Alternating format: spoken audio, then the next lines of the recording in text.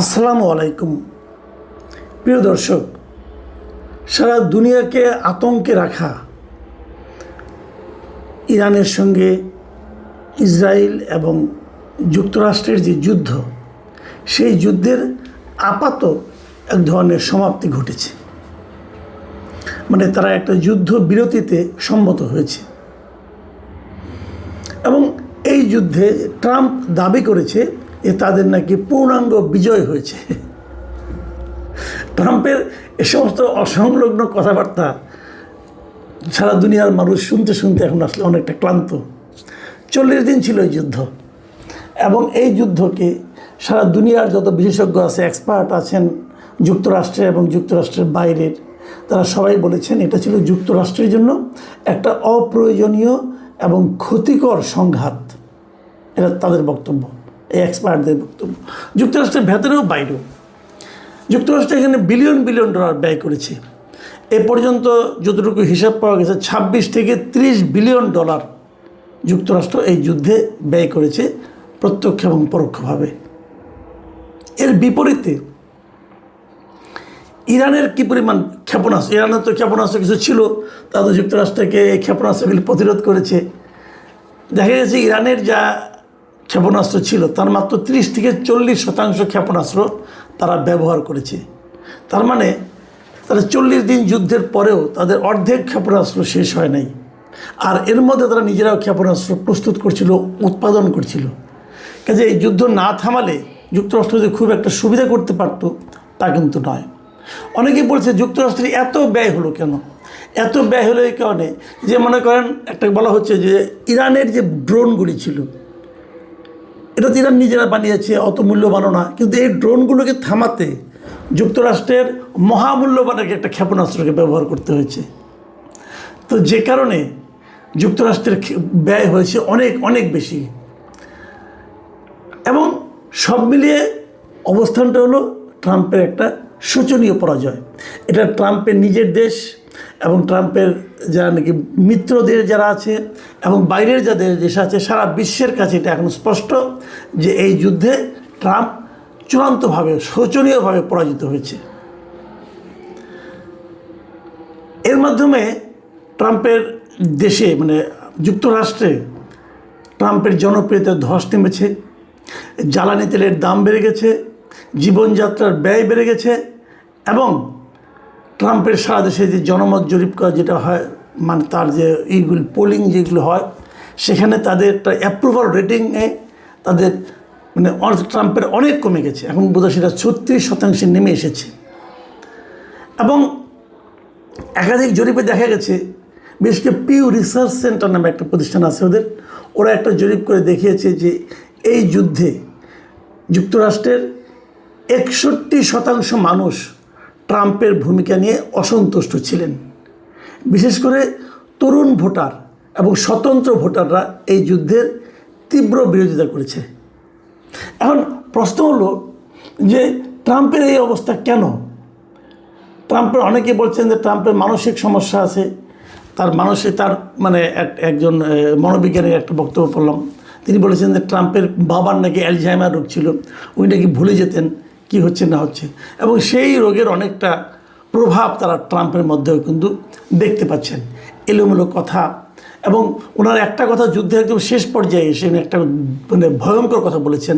ওনার truth social নামে ওনার নিজস্ব যে এটা আছে সোশ্যাল মিডিয়া, সেখানে উনি বলেছিলেন যে উনি নাকি আর তার যে একটা সে আলটিমেটাম দিয়েছিল, যে আলটিমেটাম না মানে তাহলে পুরো ইরানের সভ্যতাটাকে উনি ধ্বংস করে দেবেন। এখন একটা সভ্যতাকে আপনি ধ্বংস করবেন কিভাবে? তাহলে উনি আসলে পারমাণবিক বোমা নিক্ষেপের একটা হুমকি দিয়েছিলেন। এবং এই যে ট্রাম্পের বক্তব্য, এই কথাটাকে দেশের অভ্যন্তরে এবং বাইরে সবাই কিন্তু বলছেন যে এটা একটা গণহত্যামূলক এবং অসংলগ্ন আচরণ। এবং সে কারণে দেশের মধ্যে আমেরিকাতে এরই মধ্যে ট্রাম্পকে ইমপিচমেন্ট করার জন্য, অভিশংসন করার জন্য একটা দাবিও কিন্তু এর মধ্যে উঠেছে।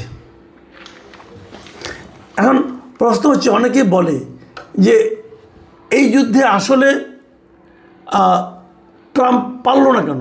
এত বড় শক্তি হওয়া সত্ত্বেও ট্রাম্পের আসলে দুর্বলতাগুলি কোথায় ছিল, মানে যুক্তরাষ্ট্র এবং ইসরায়েলের কেন তারা ইরানকে পরাজিত করতে পারলো না। এটা না পারার কারণ হলো যুক্তরাষ্ট্র অনেক শক্তিশালী, কিন্তু তাদের না পারার মূল কারণ হলো কিছু কৌশলগত, অর্থনৈতিক এবং ভৌগোলিক কারণ। প্রথম যে কারণটা বলা হয়ে থাকে সেটা হলো যে ইরান প্রথমেই এই যুদ্ধের কয়েকদিনের মাথায় সে হরমুজ প্রণালী বন্ধ করে দিয়েছে। হরমুজ প্রণালী হলো সারা দুনিয়াতে তেল পরিবহনের একটা গুরুত্বপূর্ণ পথ, এবং এই হরমুজ প্রণালী বন্ধ করে দেওয়ার কারণে সারা দুনিয়া, এমনকি আমেরিকাতেও তেলের দাম হু হু করে বেড়ে গিয়েছিল। আমেরিকার এক গ্যালন তেলের দাম $7 পর্যন্ত উঠে গিয়েছিল। এটা অস্বাভাবিক একটা দাম হয়েছিল। একটা কারণ ছিল। আরেকটা কারণ বলা হয়ে থাকে ইরানের যুদ্ধ কৌশল, রণকৌশল যেটা ছিল, এটাকে অ্যাসিমেট্রিক রণকৌশল বলা হচ্ছে এটাকে। এবং ওরা কী কাজটা করেছে, তারা সরাসরি সম্মুখ যুদ্ধে না যেয়ে ইরান তাদের কিছু ড্রোন এবং নিখুঁত কিছু মিসাইল ব্যবহার করে যুক্তরাষ্ট্রের জন্য এই যুদ্ধটাকে অত্যন্ত ব্যয়বহুল করে দিয়েছে। এবং যুক্তরাষ্ট্র তার এক একটা দামি ইন্টারসেপ্টর মিসাইল দিয়ে ইরানের খুব সস্তা ড্রোনকে ধ্বংস করতে হয়েছিল, যে কারণে তারা একটা বড় ধরনের অর্থনৈতিক বোঝার মধ্যে পড়ে গেছে। এর বাইরে ইরান আরেকটা যুদ্ধ কৌশল অবলম্বন করেছিল, সেটা হলো তাদের যে প্রক্সি নেটওয়ার্ক আছে বিভিন্ন রকম, যেমন হিজবুল্লাহ, হুতি, এদের মাধ্যমেও এরাও এই যুদ্ধে নানাভাবে অংশ নিয়েছিল। এবং তারা মানে ধরেন এখান থেকে কোনাকুঞ্চি দেওয়া এই পথে, ওই সমুদ্র পথে তারা কিন্তু অ্যাটাক করা শুরু করেছিল, যে কারণে যুক্তরাষ্ট্রের যে অবস্থাটা হয়েছে, অনেক সময় এরকম হয় না, আপনি বিশাল একটা মিসাইল নিয়ে গেলেন, মিসাইল নিয়ে যেয়ে আপনার উপর মনে করেন মৌমাছি লেলিয়ে দেওয়া হলো। এখন এই মৌমাছির কি আপনি কি মিসাইল দিয়ে মারতে পারবেন? অনেকটা ঘটনা ঘটেছে এরকম। ইরান বিশাল নিয়ে গেছে, কিন্তু এই যে খুঁটিনাটি আক্রমণ, ছোটোখাটো আক্রমণ, কোনাকুঞ্চি দিয়ে আক্রমণ, এইগুলো তাকে আসলে ব্যতিব্যস্ত করে দিয়েছিল। আর তাছাড়া আরেকটা, যে পুরো মধ্যপ্রাচ্য জুড়ে যুক্তরাষ্ট্রের যে বিভিন্ন রকম ঘাঁটি ছিল বিভিন্ন দেশে, সেগুলির মধ্যে এরা অ্যাটাক করছিল, এবং সেই অ্যাটাকগুলিও তাদের জন্য বড় একটা ক্ষয়ক্ষতির কারণ হয়েছিল।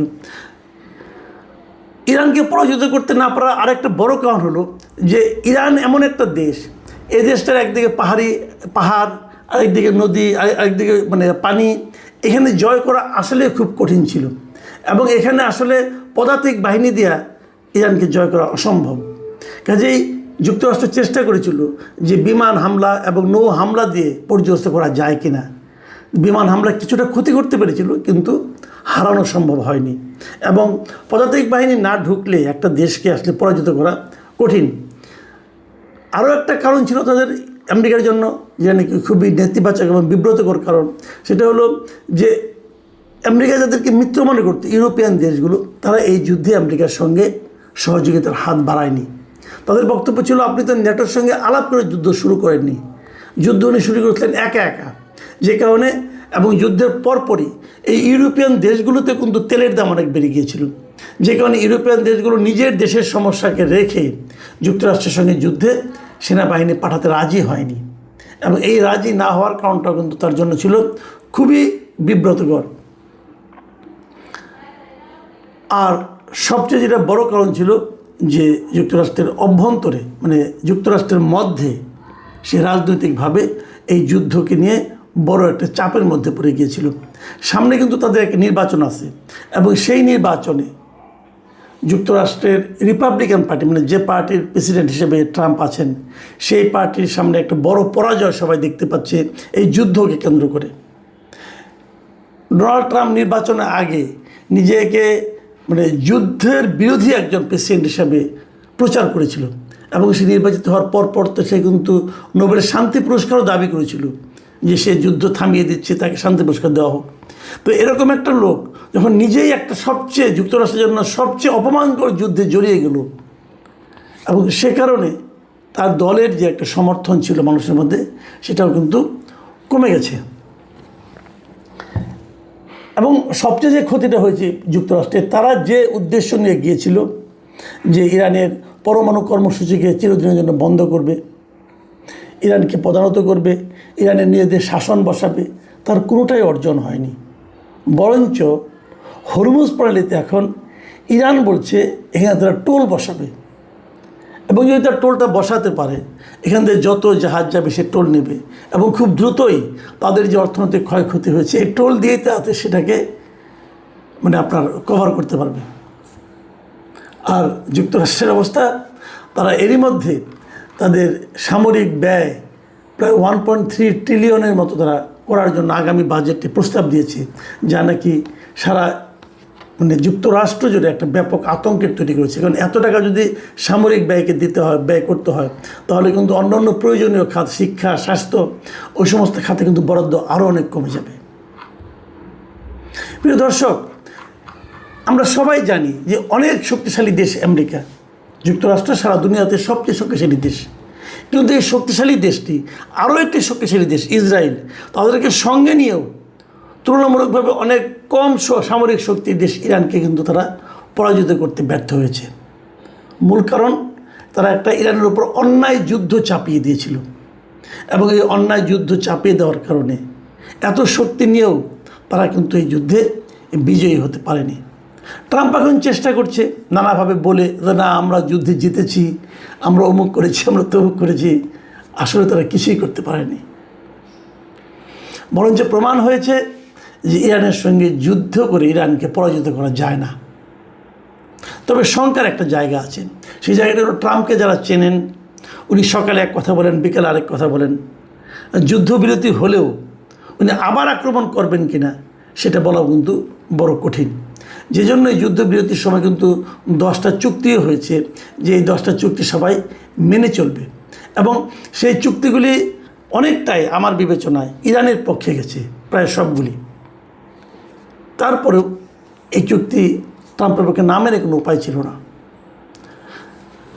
আমরা জানি না এখান থেকে ট্রাম্প এবং যুক্তরাষ্ট্রের শিক্ষা কতটুকু হবে।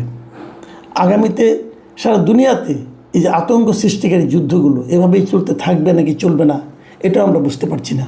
তবে আমাদের জন্য স্বস্তির খবর একটাই, এবার হয়তো তাহলে মধ্যপ্রাচ্য থেকে তেলের সরবরাহটা একটু নিয়মিত হবে এবং আমাদের এখানে যে সংকটের আশঙ্কা আমরা করছিলাম সেটা হয়তো সাময়িকভাবে আপনার চলে যাবে।